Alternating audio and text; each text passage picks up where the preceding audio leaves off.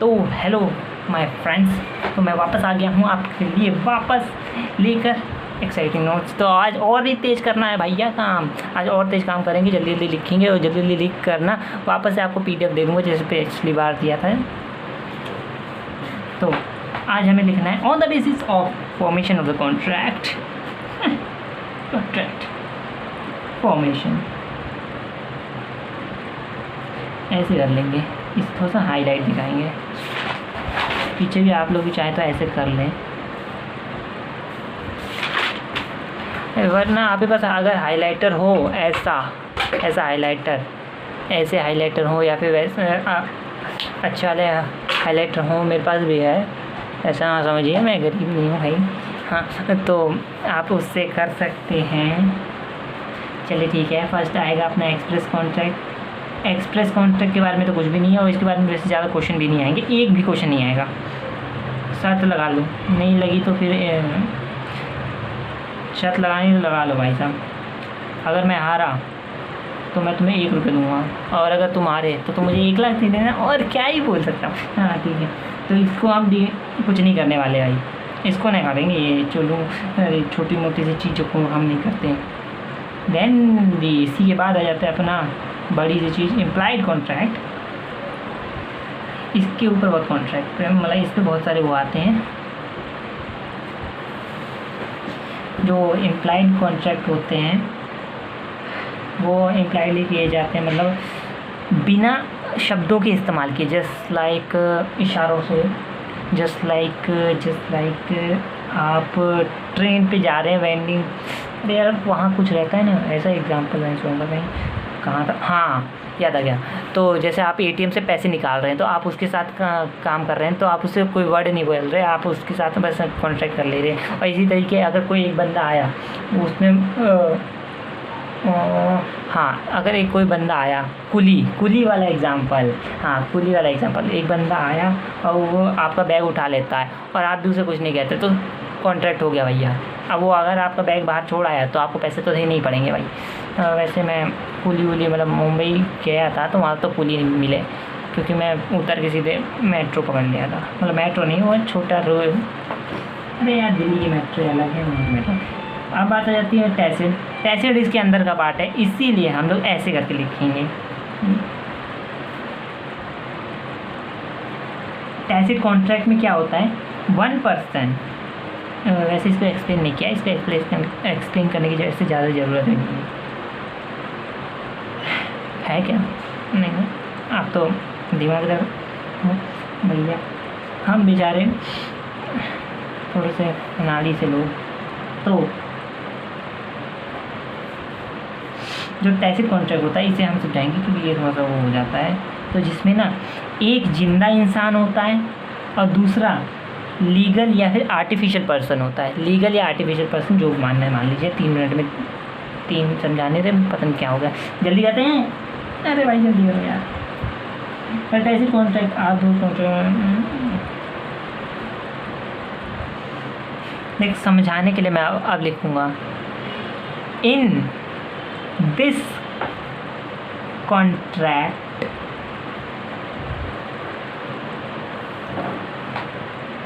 the parties involved। अब आप सोच रहे होंगे कि भाई ये तो अब तू अपने वर्ड में लिख रहा है, अगर हमने इसे वापस लिख दिया तो क्या होगा यार, फिर हमारे तो नंबर कट जाएंगे, बोलेगा कि लॉ की भाषा लिखनी पड़ती। लॉ की भाषा नहीं लिखनी पड़ती, आप अपनी भाषा में लिख सकते हैं। बट आप ये देखिए, इन दिस कॉन्ट्रैक्ट पार्टीज, अभी मैं जो लिखूंगा, जो मेन वर्ड में यूज़ कर रहा हूँ ना वो यूज़ करने होते हैं। आप यहाँ ऐसे भी लिख सकते हैं, no necessary void the collateral agreement, लिख लीजिए भाई, necessarily not void the collateral contract in void agreement, ऐसे भी बड़ा करके लिख लीजिए। आपको बड़ा करना है आप बड़ा कर लीजिए भाई, ऐसा नहीं है कि एकदम वही लिखना है, लॉ की भाषा लिखनी है, अपने हिसाब से। हाँ, in this contract the parties involved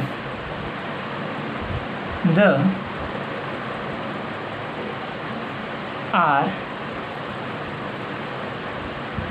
a living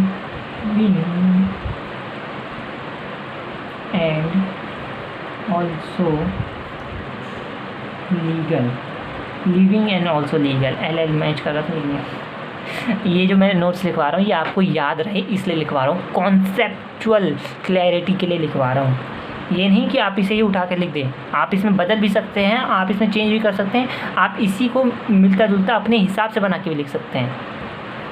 but जो मैं लिखवाऊँगा ना इससे आपकी कॉन्सेप्चुअल क्लैरिटी बहुत अच्छी होगी। ये इस तरीके से है, बस ये समझाना चाहता था। बाद में बहुत लोग बोलते हैं living and also a legal और आर्टिफिशियल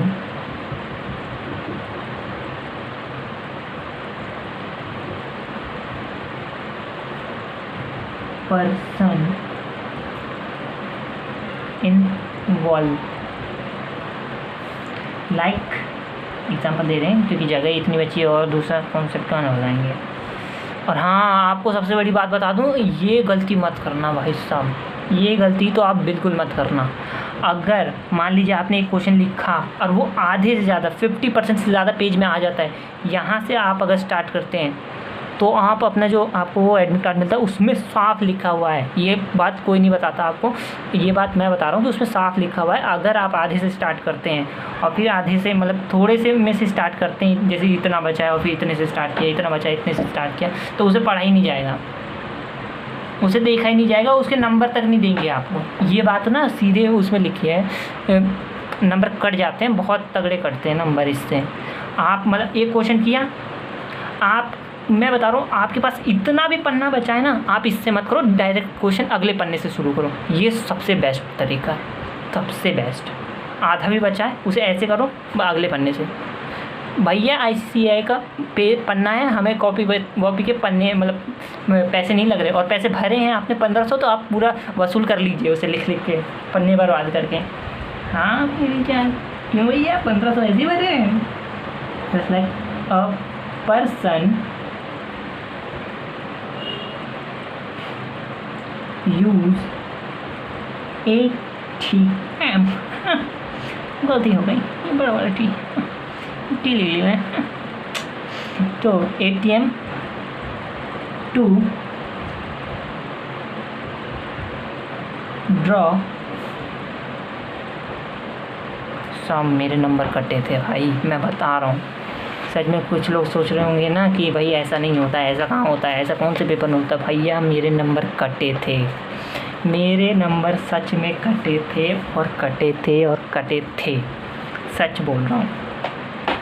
चल तीसरा लिखते हैं। भाई सबकी आदत होती है ना बचपन से, इसीलिए मैंने बताया, इस पर बहुत ज़्यादा जोर दे के बताया, क्योंकि ये भाई सब मैंने इतने साल तक पढ़ाई की, उसमें मेरे को किसी ने भी ऐसे नहीं बताया कि हाँ भाई ये भी होता है। और भैया कौन ही इतना बड़ा 3 पन्नों का एडमिट कार्ड पढ़ने बैठता है, बचपन से आदत ही नहीं होती है हमारे यहाँ। मैं बैठा मस्ती में आग लगे, बस्ती में पेपर में आग लगेगी फिर। हाँ श्यामन गलत हो रहा है बहुत तगड़ा। जब मैंने देखा था ना यार, थोड़ा नंबर काटा था, अच्छा वो बस पास हो गया, यही बड़ी बात थी। मैं तो बैठा, a quasi contract is not a actual contract. मैंने क्या कहा? A quasi contract is not a actual contract. भाई quasi contract is not a actual contract, it is, मैं ये इट की जगह आप कॉजी कॉन्ट्रैक्ट इज़ ऐसे लिख सकते हैं। इट इज़ नॉट अ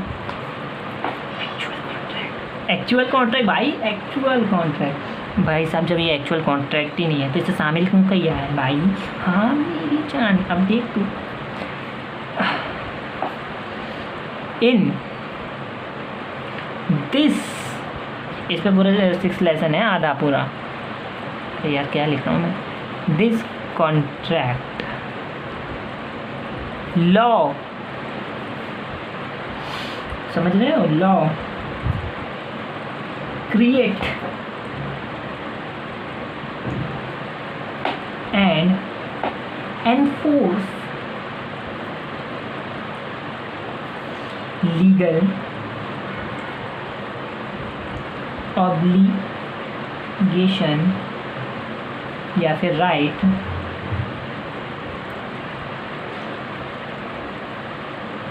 यहाँ जल्दीबाजी में क्या हो रहा है, राइट्स एंड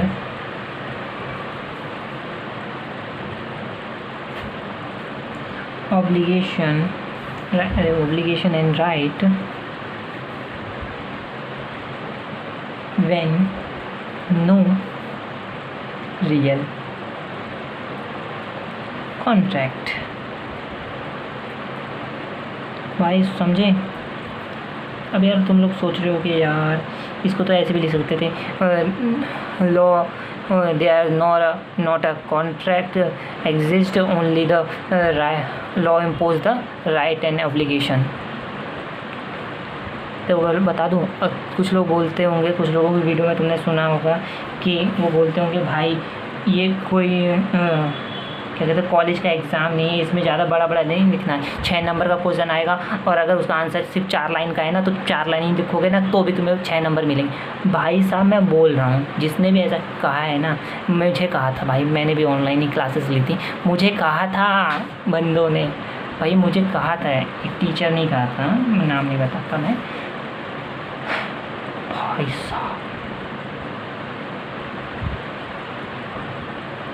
बहुत गलत।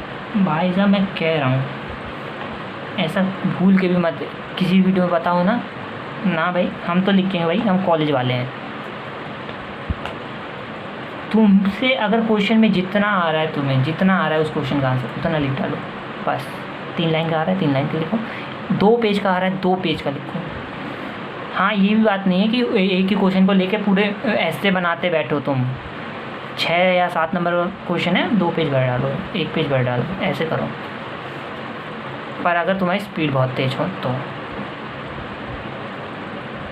तुम सोच रहे होगे कि ज़्यादा लंबा लिखने से नंबर कटेंगे, नंबर नहीं कटेंगे कभी भी, तो चांसेस रहेंगे कि नंबर उतने मिल जाए, मतलब पूरे मिल जाए, कटने के चांसेस बहुत कम हो जाते हैं। A contract when contract done by या फिर क्रिएट बाय, क्रिएट नहीं, when a contract done by और पार्टीज ऐसे लिख सकते हैं, पार्टीज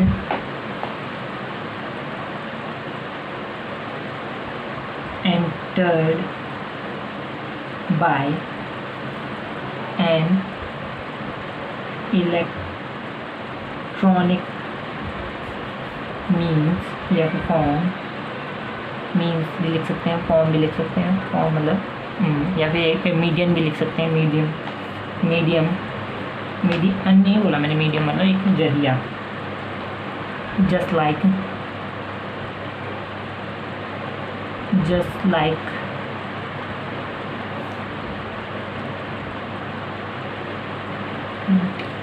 भैया कंप्यूटर की स्पेलिंग गलत हो जा रही है कंप्यूटर और क्या कहते हैं, कंप्यूटर ईमेल और एनी अदर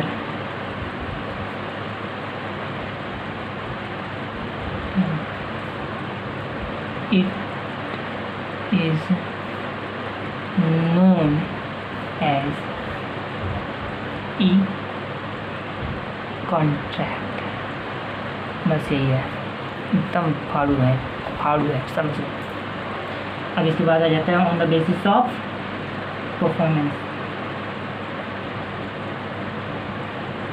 तो भाई अगर तुम्हें समझना है ना तो तुम समझ सकते हो इसमें आकर। मैं तुम्हें एकदम एक चीज़, एक टॉपिक उठाऊंगा, उसके बाद मैं पूरा समझाऊंगा, नोट्स भी सामने लिखवाऊंगा, तुम्हें लिखने हैं, तुम लिखते जाओ भाई।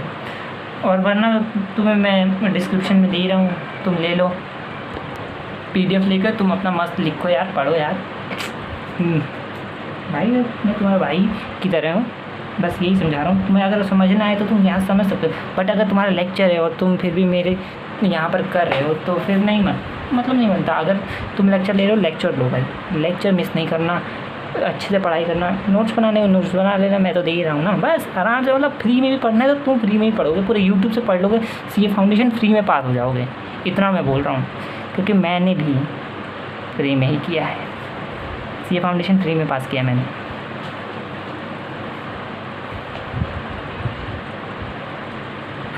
तो चलिए आगे बढ़ते हैं। Executed contract. एग्जीक्यूटिव कॉन्ट्रैक्ट वो कॉन्ट्रैक्ट होते हैं जो कि दोनों तरफ से परफॉर्म हो चुके हैं, पूरी तरीके से परफॉर्म हो चुके हैं, दोनों तरफ से परफॉर्म हो चुके हैं, इसमें वन साइड या सेकंड साइड नहीं होती।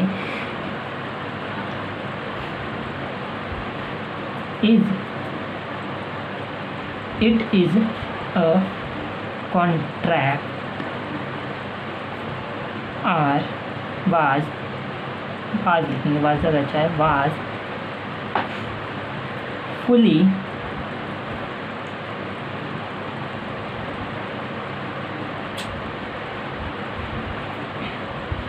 performed by both side. मैं तुम्हें एक्सट्रैक्ट्स निकाल के दे रहा हूँ बुक्स में से, समझ लो ऐसा, ठीक है।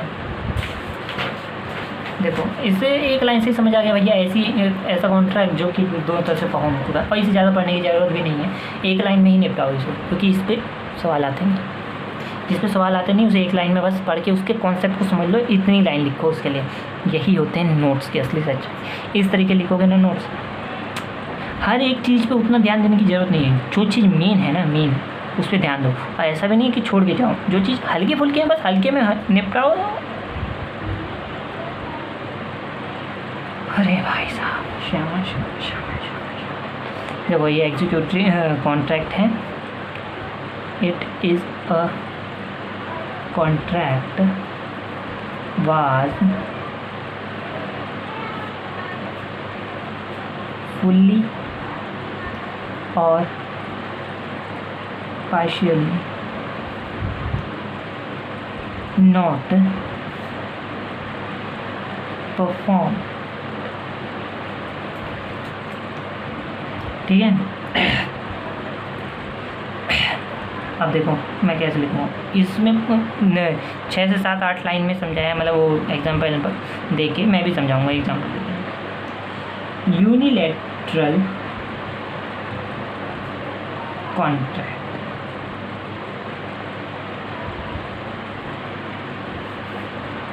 only one side perform, like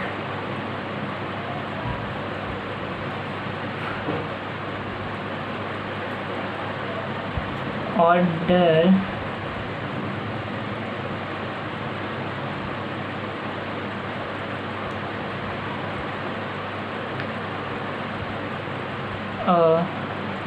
on Amazon by full payment and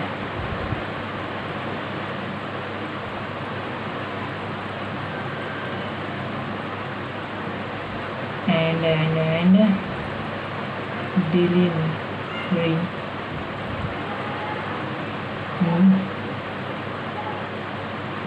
not done. देखो इसे ये कॉन्ट्रैक्ट है, इसमें क्या करना था, तुम्हें अमेज़ॉन से सामान मंगाना था, तो तुमने अमेज़ॉन को पेमेंट भेज दी। अब क्या चीज़ बची है, अब तुम्हारे लिए क्या चीज़ बच गई है कि अब उसका बचा हुआ है, तुम्हारी तरफ से तो परफॉर्मेंस हो गया भैया, तुमने पैसे भेज दिए, उसकी तरफ से अब परफॉर्मेंस बचा है कि वो डिलीवरी कर दे, अभी बचा हुआ है, अभी हुआ नहीं है। एक लाइन का एग्जाम्पल, काम तमाम। वैसे भी अभी मैं अपने फुल फॉर्म में हूँ यार, बीमार पड़ रखा हूँ, पर ना कोई है हमारे जैसा। Then the second is bilateral contract. हाँ contract bilateral. Then the bilateral contract, bilateral contract is a contract where both sides of the contract are unperformed. Bilateral contract is a contract where both sides are not perform. अब तुम बोलोगे भाई यार इसमें ये इतने से तो होगा नहीं यार, तुम अब इसे वास्ट कैसे लिखोगे, मतलब इतना तुमने पढ़ लिया, अब कैसे क्या एग्ज़ाम में कैसे लिखोगे तुम लिखोगे bilateral contract is a contract where the both parties are neither be perform his duty and legal obligation। देखिए बन गई ना। ये स्टेटमेंट लिखने के बाद उसके बारे में और भी बता सकते हो तुम, as per fact of the case और भी बहुत कुछ उसमें लिख सकते हो, बट इसका ये बायलैटरल कॉन्ट्रैक्ट का बस इतना ही होगा। इस तरीके से तुम्हें स्कैटर्ड करना है अपने आंसर को। तो ये अपना टाइप्स हो गया। अब आगे चले।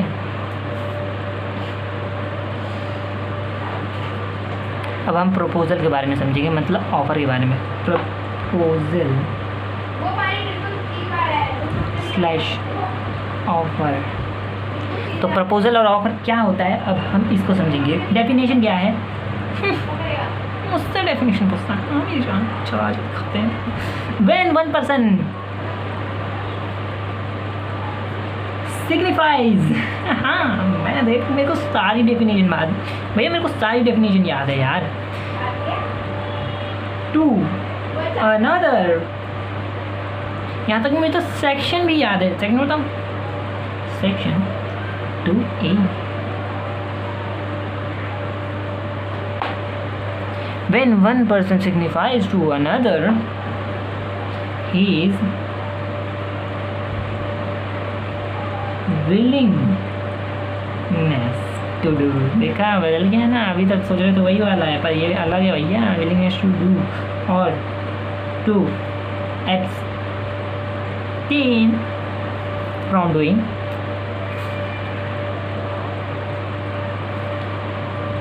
anything with a view to obtaining the assent, important है, assent of the that other, obtain the assent of the other या another to such act। तो इसमें क्या कहा है, ऑब्टेन कर लेता को नहीं कहा है, इसमें उसने सिग्निफाइज किया है और वो चाहता है with a view to obtain assent, उसका असेंट चाहता है, उसलिए उसने सिग्निफाइज मतलब अपने प्रपोजल रखा है, अपने बारे में बताया है प्रपोजल के बारे में, ताकि वो सामने वाला इसे एक्सेप्ट कर ले, तो उसे हम ऑफर कहते हैं। तो सच एक्ट एंड एब्सिस्टेंस, कुछ करना या कुछ ना करना, एब्सिस्टेंस का मतलब ना करना। ही इज सेड या फिर दैट इज नोन एज, या फिर he said make a proposal, known as proposal, ऐसे भी कह सकते हैं। बस ये डेफिनेशन आप याद कर लीजिए, बढ़िया है पर मस्त है, बहुत मस्त है, बहुत अच्छी चीज़ है, मज़ा आ जाएगा। Essential of proposal offer are, अब हम एसेंशियल्स देखेंगे ऑफर के। तो ऑफर का एसेंशियल्स फर्स्ट एसेंशियल होता है प्रॉमिस और ऑफर। इसका मतलब क्या हुआ कि जो पर्सन है जो फर्स्ट ये है ना वो एक डिस्क्रिमिनेशन की तरह है, थोड़ा सा अजीब सा है कि जो अपना मेकर है, पर्सन जो मेक कर रहा है उसे प्रॉमिसर और ऑफरर कहते हैं बस। हु मेक द ऑफर, बस इसकी भी ज़रूरत नहीं है, इसे भी आधी लाइन में निपटा दिया हमने। इसलिए टॉपिक की तरह मैं याद दिलवा दूंगा आपको। उसने कोई लाइन लिखी है, मैं आपको एक हेडिंग दूंगा, फिर उसका आंसर मतलब उसके डेफिनेशन दूंगा।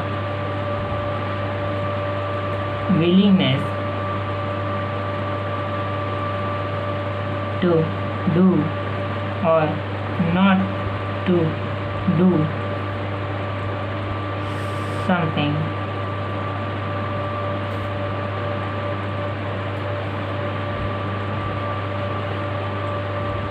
there must be contain a express, not implying, express willingness to do or not to do something. ये भी बहुत मस्त चीज़ है, मस्त मतलब important.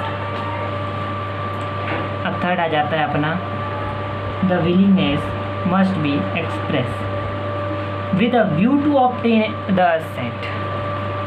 Willingness must be express, ये पहले भी पढ़ा, अब इस लाइन में भी दे रहा है। बट फिर बात आ जाती व्यू टू ऑब्टेन असेंट, तो इसका हेडिंग आएगा अपना view to obtain the assent।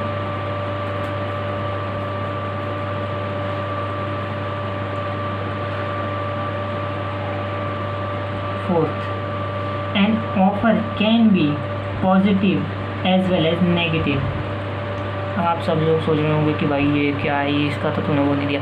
तो ये भाई ये सारी चीज़ तो यही डेफिनेशन में से याद हो जाएगी, तुम्हें इसको पढ़ने की भी ज़रूरत नहीं है। सच ये है, an offer can be positive और नेगेटिव। ले भाई, an offer can be positive and negative, बस ऐसे लिखो शॉर्टकट में, मस्त मज़ा। ठीक है,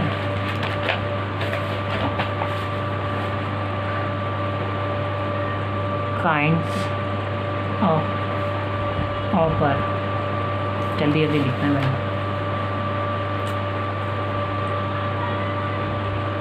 जनरल ऑफर, जनरल ऑफर बहुत अच्छा है। इस पे ना एक केस लॉ भी बना है, Carbolic smoke ball company, Carlill aunty influenza हो जाता है उन्हें बेचारी को स्मोक बॉल खा के, स्मोक बॉल। तो इसका एक वर्ड में आ जाता है public at large,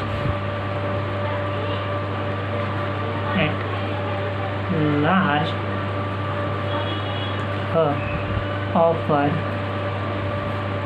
given in public at large, to भी कर सकते हैं, give to public at large, जो भी है। इसमें अपना केस लॉ डाल देंगे हम। केस लॉ क्या, केस लॉ अपनी सीसी वर्सेस एसबीसी, कैसे, carpal versus carbon, carbolic smoke ball, carbon smoke ball भी मिलती है ना। एक केस लो आया था कार्बन बॉल वाला, आगे आएगा आपके, अभी नहीं आएगा।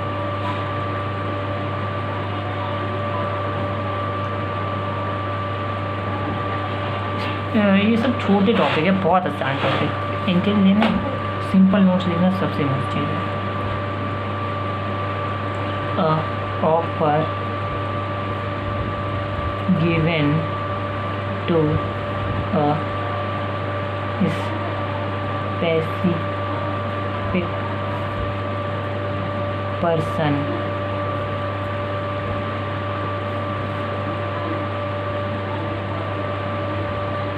Bolton versus Jones. क्या तुम्हें इसके बारे में पता है? चलो मैं बता देता हूँ इसमें क्या हुआ था केस लॉ में, अगर किसी को नहीं पता होगा तो वो भी पता चल जाएगा, बट वीडियो बहुत लंबी हो रही है। चल ठीक है, तो जो कार्लिल और कार्पोले की स्मोकेबल कंपनी है, ये इशू करती है अगर हमारे स्मोक बॉल को अगर कोई खाता है, कोई कंज्यूम करता है, खाता है या कि क्या करता है पता नहीं, मतलब कंज्यूम करता है, तो उसको इन्फ्लुएंज़ा नहीं होगा। इन्फ्लुएंज़ा नाम की एक बीमारी थी उस वक्त में, बहुत ही पुराना है ये, बहुत ही पुराना, मैंने इसके बारे में बहुत सारी चीज़ें सर्च भी की थी तो उस वक्त में, तो वो बोलता है कि नहीं होगी। पर ये और इसने बताया था कि ये कंडीशन है, इस तरीके से हम स्मोक बॉल को खाना है। उसी तरीके को कार्लिल आंटी अपनी वो करती हैं, आंटी आंटा पता नहीं, तो करती हैं उसी तरीके से, बट इन्हें इन्फ्लुएंज़ा हो जाता है। तो फिर अब बारी है कि ये बोलते हैं कि हमने आपको थोड़ी ना ऑफ़र दिया था, आपने ये वो ऐसे केस लॉ हुआ। तो बोला कि आपने तो public at large journal offer दिया था, पब्लिक एट लार्ज में दिया था ये वो, और फिर ऐसे हो गया, तो फिर आंटी जीत गई। अब बोल्टन वर्सेस जोन्स में क्या होता है कि ये जो बोल्टन होता है या फिर जोन्स होता है, हाँ, तो एक ना ब्रॉगडन होता है, ब्रॉगडन नाम का एक आदमी होता है। वो क्या करता है ना, अपनी जो शॉप होती है वो बोल्टन को बेच देता है, और क्या होता है कि बोल्टन अभी जोन्स होता है कि वो ब्रॉगडन का रोज़ का कस्टमर अपना, तो वो ब्रॉगडन को समझ के अपना ऑर्डर कर लेता है, सामान मंगाता है। फिर जब पैसे देने की बारी होती है ना, फिर जब ये जाता दिखता है, अरे भैया ब्रॉगडन आप तो दिख ही नहीं रहे, कहाँ गए? तो उसने बोला, अरे ब्रॉगडन ने तो ये दुकान करके मुझे बेच दी है, आपने मुझसे सामान खरीदा था। तो उसने बोला कि मैं ब्रॉगडन के अलावा किसी से नहीं खरीदता, मैं तुम्हें पैसे नहीं दूंगा। और ऐसे ही हुआ, तो उसने फिर कोर्ट में ये साबित हो गया, भैया स्पेसिफिक ऑफर है, उसने तो ब्रॉगडन को दिया था, तुमने क्यों एक्सेप्ट किया, ये तुम्हारी गलती। और फिर इसका बेचारे का खत्म कहानी। देन थर्ड, क्रॉस ओवर भैया बहुत अच्छा चीज़ है, बहुत जल्दी खत्म होगा। Cross over, when two person exchange identical offers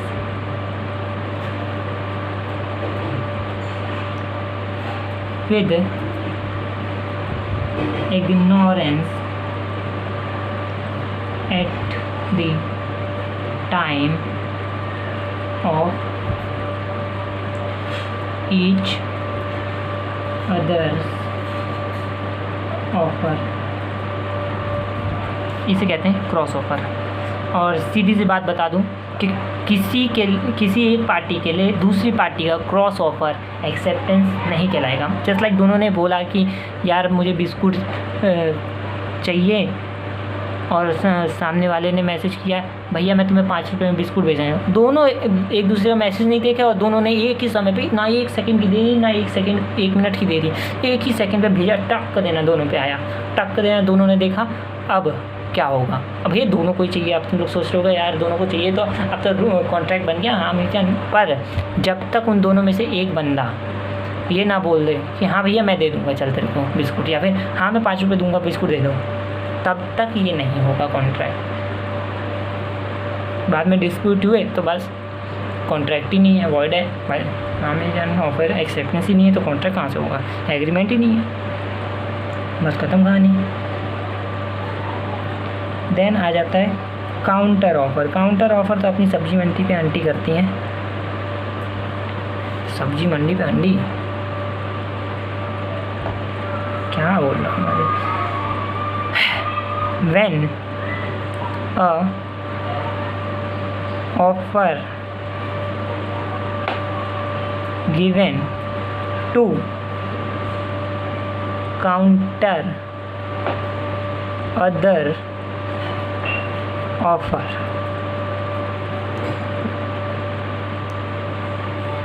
or offer given no acceptance given tense given with change। हाँ तो मैं कहा था, हाँ चेंज पे था मैं, चेंज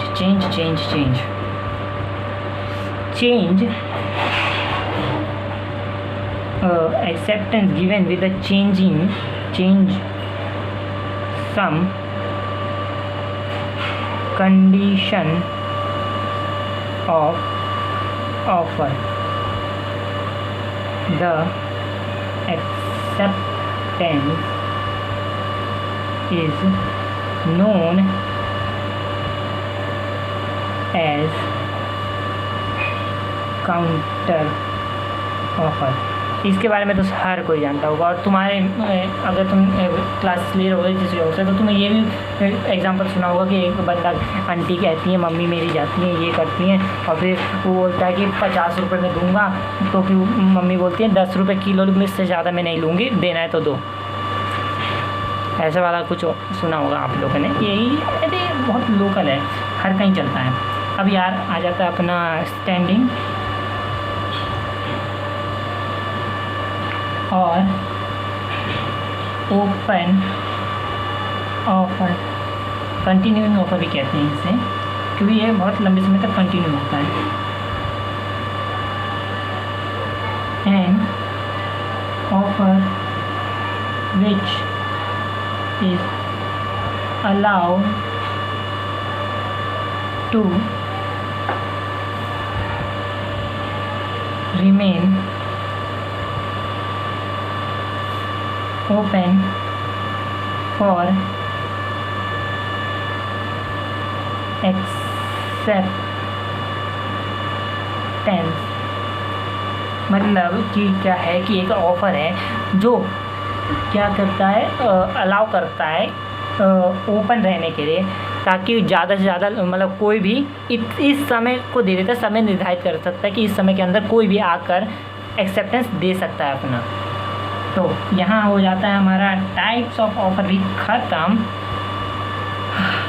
और हमारा समय भी ख़त्म, 30 मिनट का 7 मिनट ज़्यादा ही हो जाते हैं। तो लाइक करें, सब्सक्राइब करें, मज़े लें और लिख लें और मस्त से फोड़ के आएँ।